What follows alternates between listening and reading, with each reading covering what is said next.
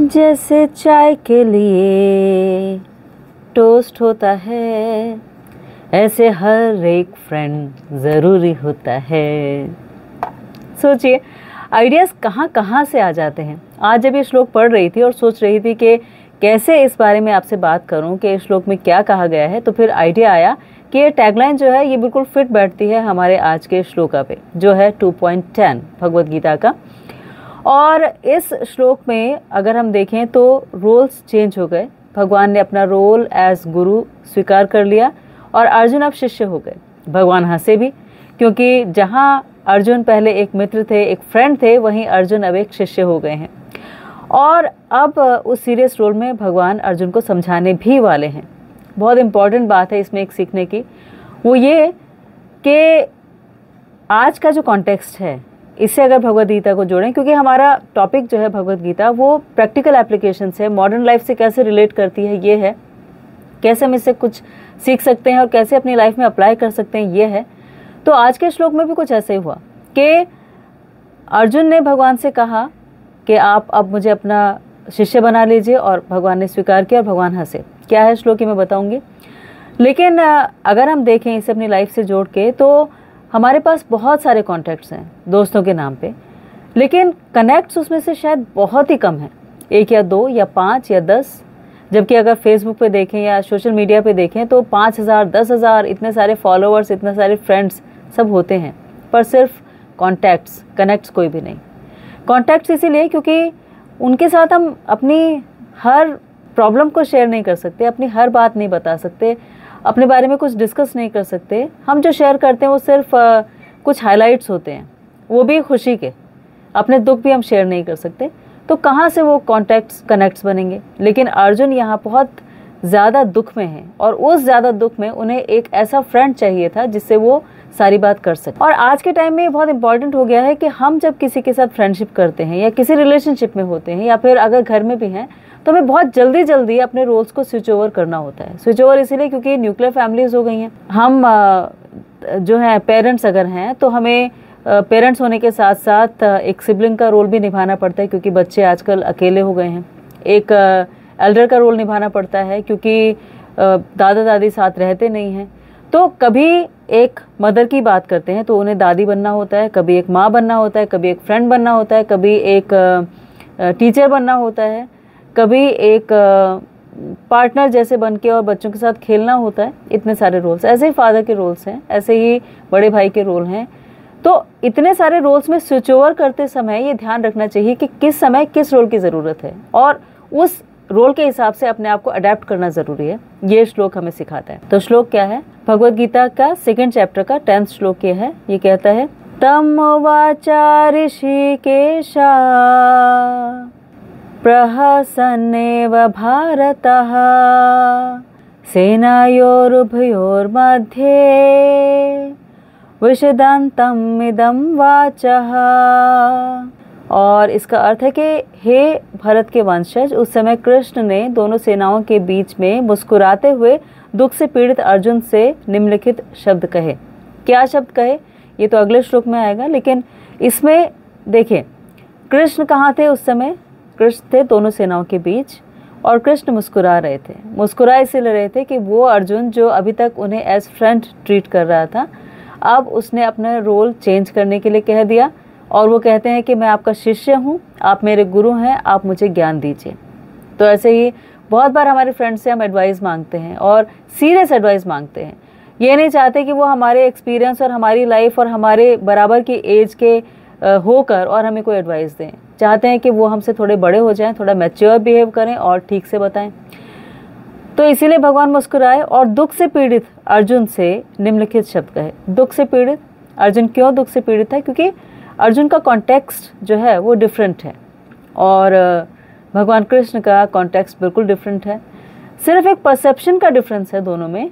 अर्जुन जो बात सच समझ रहे हैं कि मैं अपने रिलेटिव्स को मार दूंगा और उसके बाद मैं किनके साथ जीऊँगा, किनके साथ खुश रहूँगा, भगवान उसको बिल्कुल रिफ्यूट करते हैं। भगवान कहते हैं कि अगर तुम नहीं भी मारोगे तो भी इनकी बॉडी जो है वो ख़त्म तो होगी, इसमें कोई दो राय नहीं है, तो तुम्हें वैसे भी अकेले रहना पड़ेगा। और भगवान जिस कॉन्टेक्स्ट से समझ रहे हैं वो है आत्मा का कॉन्टेक्स्ट, और अर्जुन जिस कॉन्टेक्स्ट से समझ रहे हैं इस सारी सिचुएशन को वो है बॉडी का कॉन्सेप्ट। बेसिकली अर्जुन का दुख था क्या? जैसे यहाँ पे कहा गया है कि अर्जुन दुख से पीड़ित थे। क्या दुख था? तो अर्जुन का जो दुख था वो दुख था एक डिसकंटिन्यूटी का, कि हमारी लाइफ में जब सब कुछ ठीक ठाक चल रहा होता है, कॉन्टिन्यूस चल रहा होता है, हम खुश होते हैं, लेकिन जैसे ही उसमें डिसकंटिन्यूटी आती है तो हमारा मन में एक फिर से कुछ नया शुरू करने की एक जद्दोजहद शुरू हो जाती है और हमें लगता है कि कैसे शुरू करेंगे, और इस वजह से उस डिसकंटिन्यूटी से हम दुख हो जाते हैं। जैसे मान लीजिए हम एक घर में रह रहे हैं और हमें घर शिफ्ट करना है, तो ये डिसकंटिन्यूटी हो गई, डिस्कम्फर्ट हो गया। हम किसी रिलेशनशिप में हैं लेकिन वो रिलेशनशिप काम नहीं कर रही है, हमें नए सिरे से शुरू करना है, तो एक दुख हो जाता है। या हम अपने करियर में हैं और हम जहाँ पे जॉब कर रहे हैं वहाँ से जॉब छोड़ के दूसरी जगह जाना है, तो ये दुख हो गया क्योंकि डिसकंटिन्यू हो गया।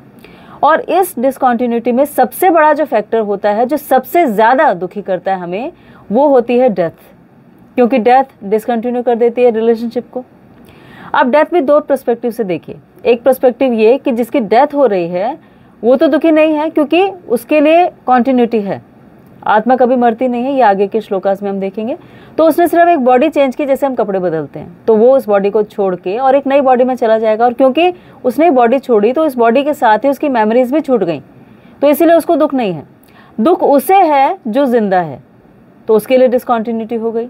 अब आगे के श्लोकास में भगवान ये बताते हैं कि जो धीर व्यक्ति होता है, जो पेशेंट होता है, वो धीर क्यों है? क्योंकि वो इस डिसकंटिन्यूटी से अपने आप को अफेक्ट नहीं होने देता। उसके लिए लाइफ और डेथ में कोई डिफरेंस नहीं होता।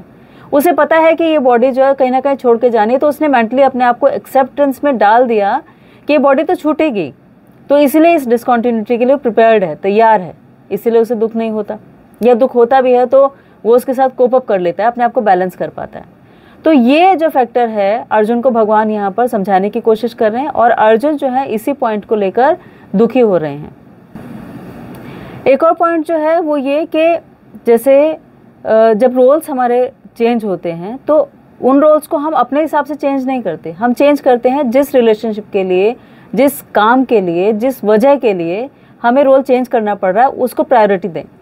तो अगर देखा जाए तो अर्जुन को इस समय गुरु की ज़रूरत थी, इसलिए भगवान ने अपना रोल एज गुरु कर दिया। जब अर्जुन को एक सारथी की ज़रूरत होगी तो अर्जुन के लिए भगवान फिर से सारथी बन जाएंगे। तो हमेशा हमें किसी भी रिलेशनशिप में या किसी भी वजह से जब कोई चीज़ डिसकंटिन्यू हो रही है और अगर नए सिरे से शुरू करनी है, तो सामने वाले इंसान को क्या चाहिए, किस रोल के लिए वो वेट कर रहा है, किस रोल को तरफ वो लुक फॉरवर्ड कर रहा है, क्या चाहता है हमसे, उसके हिसाब से अपना रोल्स चेंज करना चाहिए।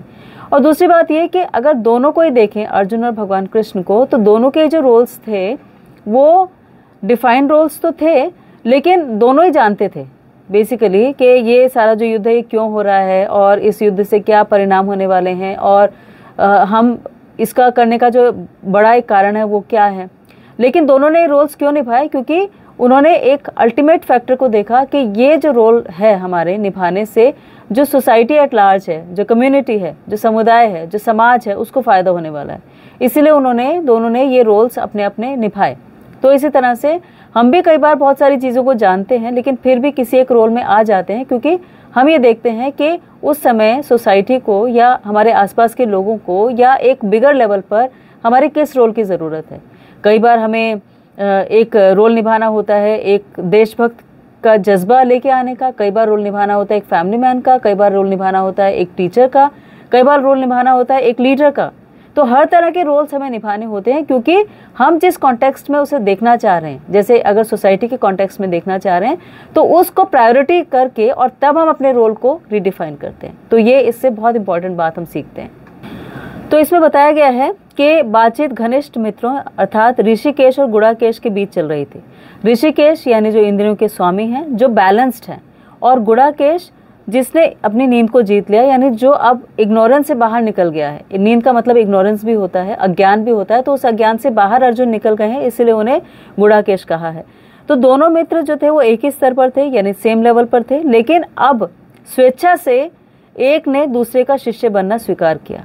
किसी ने फोर्स नहीं किया था अर्जुन को, ना भगवान को, तो दोनों ने अपनी अपनी इच्छा से। तो विलिंगनेस बहुत ज़रूरी है किसी भी रिलेशनशिप में, किसी भी रोल में। हम अपनी मर्जी से किसी दूसरे पे अपना रोल नहीं लाद सकते। अगर अर्जुन को ज़रूरत नहीं होती कि कृष्ण उनका गुरु बने, उनके गुरु बने, तो फिर अर्जुन के इस पॉइंट ऑफ व्यू को समझते हुए भगवान उसको फोर्स नहीं करते कि तुम मुझे अपना गुरु स्वीकार करो और मुझे बताओ तुम्हारी क्या प्रॉब्लम है और मैं तुम्हारा मेंटोर हूँ, मैं तुम्हारा स्पिरिचुअल गाइड हूँ और मैं तुम्हें गाइड करूँगा। हमारी आदत होती है जनरली कि हम अपने रोल को फिट इन करना चाहते हैं हर एक की लाइफ में, लेकिन ये ज़रूरी नहीं है। कभी भी हमारे रोल को फिट इन करने की कोशिश नहीं करनी चाहिए। अगर हम रिलेशनशिप को स्मूथ चाहते हैं, अच्छी चाहते हैं, लॉन्ग लास्टिंग चाहते हैं, कोशिश ये होनी चाहिए कि जैसी सामने वाली व्यक्ति को ज़रूरत है उसके हिसाब से अपने आप को मोल्ड कर लें, ना कि अपने हिसाब से सामने वाले को मोल्ड करने की कोशिश करें। तो ये श्लोक से हम सीखते हैं। फिर भगवान जो है वो भक्त के लिए कोई भी रूप लेने में सहमत हो जाते हैं, मित्र, पुत्र, प्रेमी बनने के लिए सहमत होते हैं ऐसी भूमिका के लिए। और यहाँ पर उन्हें गुरु स्वीकार किया तो उन्होंने गुरु की भूमिका निभाई, सीरियसली ज्ञान दिया।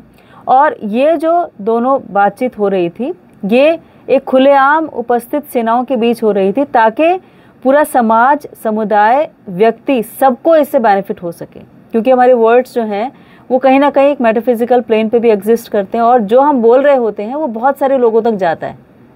देखिए ना, मैंने कुछ बोला तो गायब तो नहीं हो जाएगा, वो कहीं ना कहीं तो एग्जिस्ट करेगा। यहाँ हमें सुनाई नहीं दे रहा लेकिन कहीं वो है, और साइंटिस्ट जो है इस पर बहुत सारी रिसर्च भी कर रहे हैं। तो ये इस श्लोक में बताया गया है कि हमें अपने रोल्स जो हैं वो डिफाइन करने चाहिए और उन्हें बार बार रीडिफाइन करते रहना चाहिए, जैसे हमारे मित्र की या जिसके साथ हमारा रोल निभाने का टाइम है उसके साथ हम निभा रहे हैं। तो एक ही व्यक्ति में बहुत सारे अलग अलग एस्पेक्ट्स हो सकते हैं, अलग अलग रोल्स उसके हो सकते हैं, कभी मित्र का, कभी पुत्र का, कभी पत्नी का, कभी पति का, कभी दादा दादी का, कभी जिस भी रोल में, टीचर का, गुरु का, मेंटोर का, कोई भी रोल हमें निभाना हो तो हम उसके लिए हमेशा तैयार रहना चाहिए। प्लस अपने रोल्स निभाने में हमें ये समझना चाहिए कि वो रोल सामने वाले के हिसाब से हो, ना कि हमारे हिसाब से। प्लस जब रोल निभाने की बात आती है तो सोसाइटी को, कम्युनिटी को और एक बड़े लेवल को समझ के अपने रोल्स को डिफाइन करना चाहिए। तो ये सारी चीज़ें हमने इस श्लोक से सीखी। नेक्स्ट श्लोक में हम बात करेंगे कि क्या भगवान ने कहा अर्जुन से। भगवान अभी तो मुस्कुराए और उन्होंने अर्जुन से कुछ कहा जो संजय ने बताया, लेकिन कहा क्या वो अगले श्लोक में देखेंगे। तो प्लीज़ अपना बहुत ख्याल रखिएगा, इस श्लोक को फिर से पढ़िएगा, आपको ये बहुत अच्छी तरह से समझ में आ जाएगा। आप चाहें तो इसके नोट्स भी बना सकते हैं, ताकि आप जब अगर किसी को एक्सप्लेन करते हैं, जो कि एक अच्छी आदत है जिससे आप अपनी नॉलेज को अपने लिए परमानेंट कर लेते हैं, तो कीजिएगा। और फिर हम कल अगले श्लोक के बारे में बात करेंगे। आपने आज के लिए इतना टाइम निकाला, इसके लिए आपका बहुत बहुत थैंक यू, धन्यवाद, शुक्रिया।